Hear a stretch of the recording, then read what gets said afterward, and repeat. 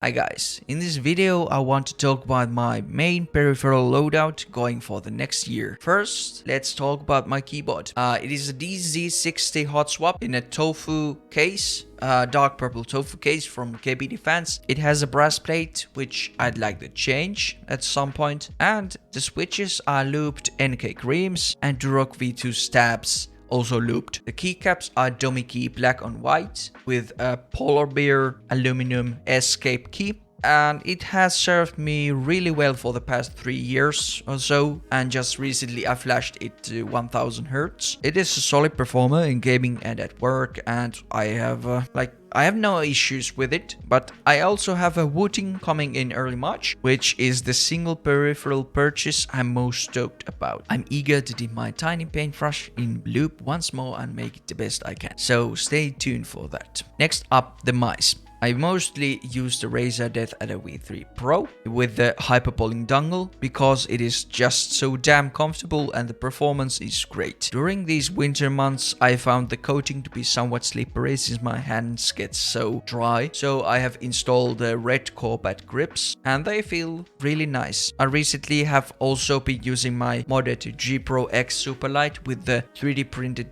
base, and I switched Japanese Omrons for the switches, and I don't know why Logitech doesn't use those like from the get-go. These feel so nice on the GPX. It has also a smaller battery, so the weight is around 53 grams. I recently printed a white bottom to it as well, which I'm going to change to it, while I also gonna perform an encoder swap and do a silicone ring mod to the scroll wheel. Nice mouse to use, especially when the Dave is charging. I recently also got the Viper V2 Pro from the trusty Amazon warehouse for quite cheap, and I'm in the middle of testing it, and we'll do a video about how I feel about the shape and all, but first impressions of it. It's surprisingly comfortable to use, since I didn't like the Viper Ultimate, mostly because of the combination of the shape and the weight, but with this kind of weight, this shape also feels really good. Next, let's talk about mousepads. I used the Venus Pro from Little Gaming Gear a lot, but I returned it because of the edges curling, since I had one from the faulty batch. I had to basically cut it in half and send Max Gaming a gory photo while massacring my beloved pad. So to recover from this mental torture, I bought the Artisan Hayate Otsu in soft,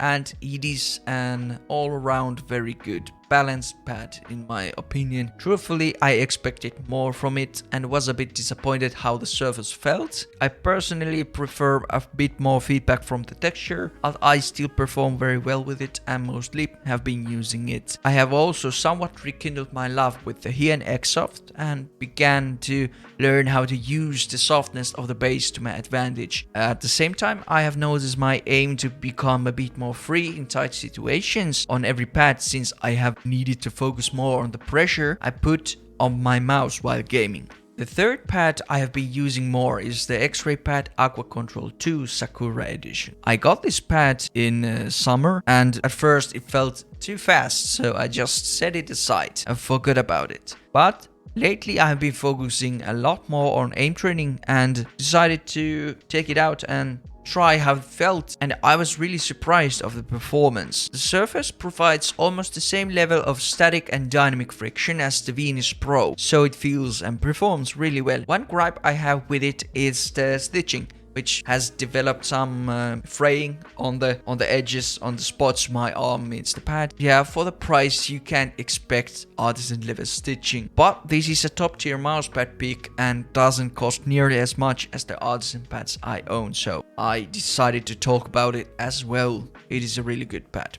If I had to pick one purchase that made the biggest impact on my gameplay this year, it would honestly be the Truthear X Crinacle Zero IEMs. I got these after watching the review from Fresh Reviews, and these are insanely good and doesn't cost much either. I previously used the FIO FH1S IEMs, and although Those are really comfortable to use. The difference with those and the zeros, like audio wise, is night and day. Because of the design of the zeros, the dual driver thingy, I can now hear enemy footsteps really well and pinpoint their location easily in the Apex. I have been able to hunt those pesky rats hiding in the shadows and corners really well. One upgrade I had to do was to switch the ear tips to the SpinFit CP500Ms, since my ear doesn't take bigger bore of this IEMs well with the stock tips. But with the SpinFits I have none of those comfort issues. So this is my main peripheral loadout going for the next year, 2023. I want to hear your top picks from this year, so write those on the comments below. And that's all for the video. Thanks for this year. Press subscribe and like if you like this video, and see you on the next one.